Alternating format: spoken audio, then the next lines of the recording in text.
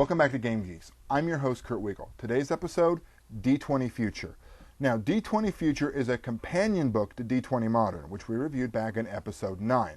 If you need to, go back and take a look at it. I'll be here waiting. You're back? Oh, good. D20 Future sort of expands on some of the things that you see in D20 Modern.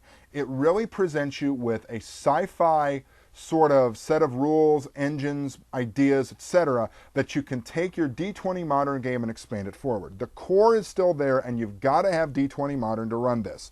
You still have your base classes, strong hero, fast hero, tough hero, etc. This gives you a lot more options. One of the things that really tickled my funny bone as I was reading through this was it gave you ideas for alien races, and it gave you ideas for situations that looked really familiar for those of us that have been gaming for a while. For example, it recycled some of the Star Frontiers, a really interesting sci-fi game that TSR, the forerunner of all the role-playing that you currently use D20 for, that TSR had back in the 1980s, which was Star Frontiers. It had Drawastites, the talking blobs, Vrusk, the bugs, Yazarians, the flying berserker monkeys, and just it really tickled me to see that again. It also had some of the alternative aliens, the Tsa, the Frawl, the Weren, and it brings them all together rather nicely, I think. Each chapter is dedicated to a different piece of sci-fi that you don't necessarily have to use. There's a section on genetic engineering, robotics and cybernetics, spaceships, faster than light travel, mecha. It's all here. I really am not going to go into too much detail on it because you really have to have D20 Modern to get into it. I recommend this if you want some sci-fi in your life.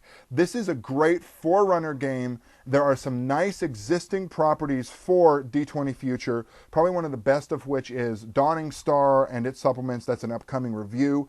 This is a really good science fiction approach. The art is extremely evocative. I flipped through this and I want to play some sci-fi again. I'm always really hit or miss with sci-fi because I think there's a lot of great ideas and I'm never exactly sure what I should be doing with it. But some of the pictures of the spaceships, of the aliens, of the situations are there. I'm warming to D20 more and more as I look through these books and seeing what's there.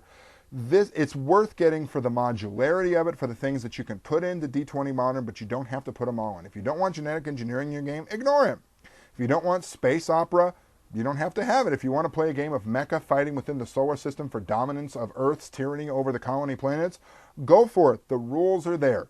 It is a D20 game for whatever that means to you out there. Just so you're aware, I wouldn't recommend trying to divorce this material into another system simply because this is built exclusively for D20. I like it. I really do. I think it's one of the purchases I've made that I have absolutely no regrets over. I flipped through it a lot just to kind of bask in what it would be like to run a good sci-fi game. I just hope I can get there myself someday. Hopefully you can. So, for Game Geeks, I'm your host, Kurt Wiegel. If you have any questions or comments, please feel free to contact us at knwiegel@yahoo.com. Good day and good gaming.